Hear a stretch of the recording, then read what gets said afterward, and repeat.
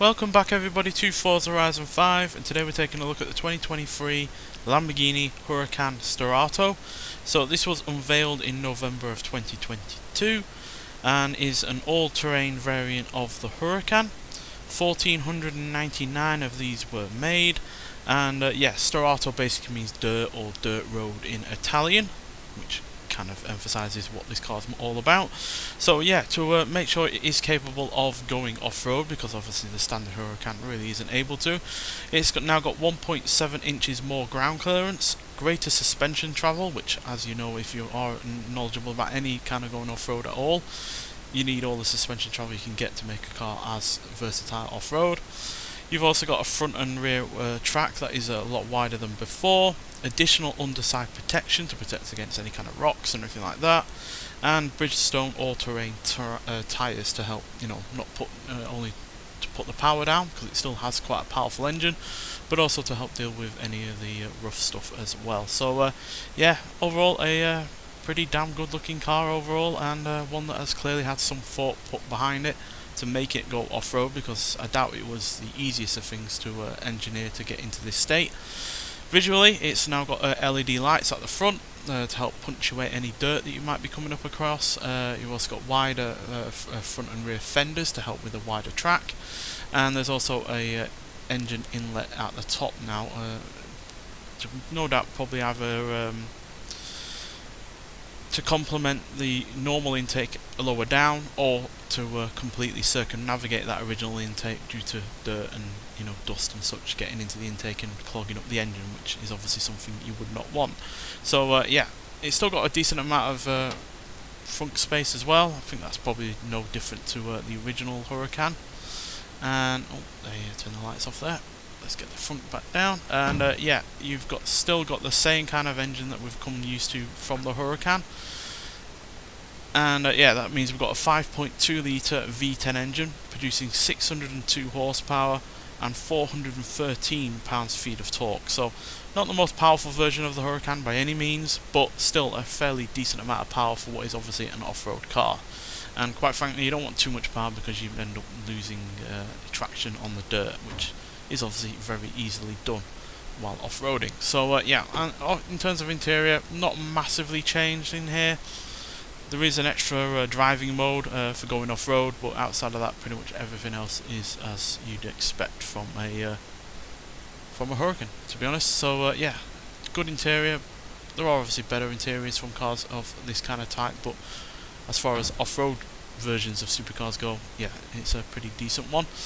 And yeah, it weighs in at 3,593 pounds as well, so definitely the heaviest Huracan that we've ever had on a Forza game, and probably the heaviest Huracan per se as well. So yeah, but that is needed, because the extra weight is just because there's extra elements to the car that you really couldn't make any lighter, or make up for the extra weight that they're going to be putting into the car anyway. So yeah, at the end of the day, that extra 100 to 200 pounds, depending on which Huracan you're comparing this against, is needed. So yeah, it's just about compromise at the end of the day with this car. So yeah, but nonetheless, let's get out onto the open road and see what this car can do. So with this having that extra weight and those Bridgestone all-terrain tyres, it's not going to be the quickest of the Huracans, but it's by no means slow either. So let's see what it can do before we hit the speed camera. Then we'll go off-roading with it, and then we'll even get it around the track, just to show how versatile this car really is. So yeah, it's still pretty damn sharpish in terms of acceleration, as you can see. Anything with more than 600 horsepower and not weighing over 4,000 pounds is going to be quite sharpish, especially with the all-wheel drive system working in tandem with that fantastic gearbox. So yeah, nearly 54 miles an hour there, which is not bad at all. And yeah, I doubt a standard Huracan would be much quicker than that, if we're being honest. So yeah, but what this can do where a normal Huracan can't is going off-road in a convincing manner, as you can see. Yeah, it is really rather fun to take a car like this out onto an off-road course. Obviously we're not on the most challenging of off-road courses, but I imagine even in real life this would be an easy thing for this car to do.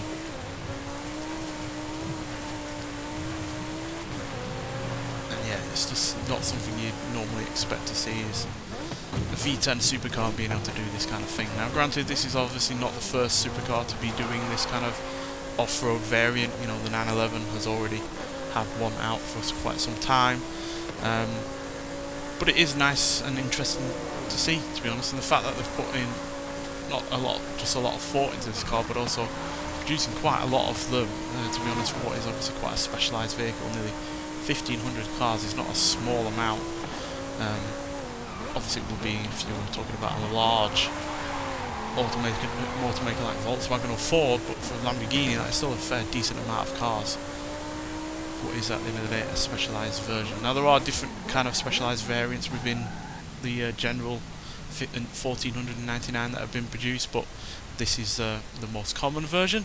And yeah, I don't believe I showed this off in terms of the Hennessy, in terms of how to actually get these cars. So yeah, it's via Horizon Realms. Basically you got to do a number of these to get each car. So I think it shows it in accolades. Yeah.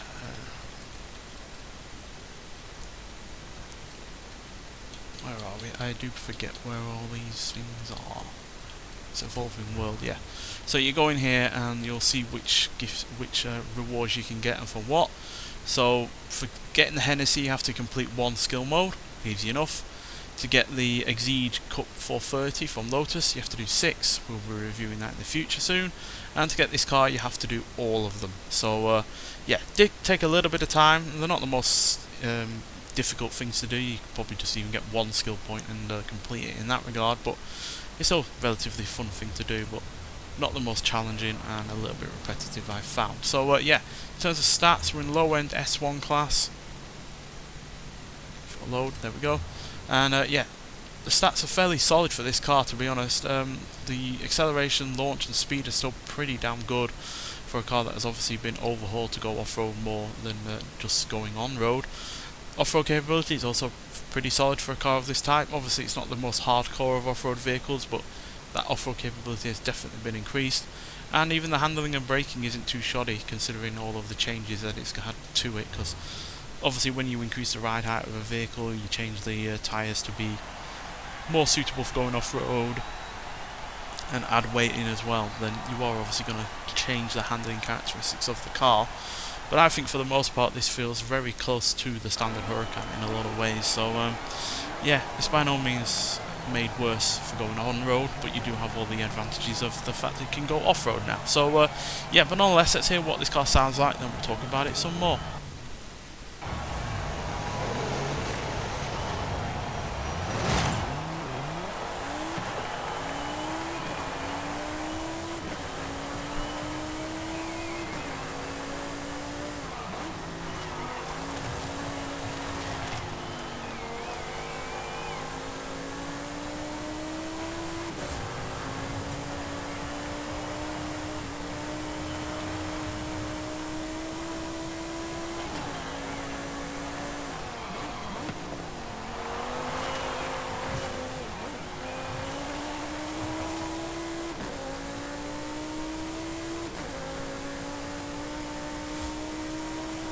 So yeah, it still sounds like the classic, you know, V10 noise that we've become used to from Lamborghini since the early 2000s, and yeah, sounds glorious, and it's even, you know, better sounding in some ways in terms of the fact that you've got it in a vehicle that can go off-roading.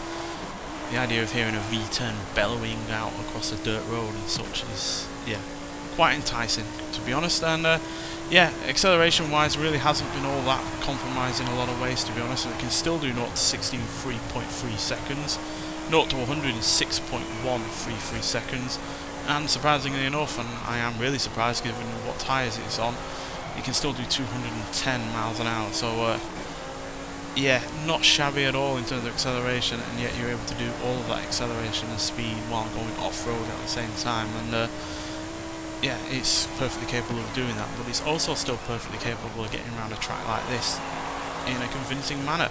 It does feel a little bit more loose at the rear because of those tyres, but that to me just makes it feel a little bit more playful and a little bit more enjoyable, to be honest.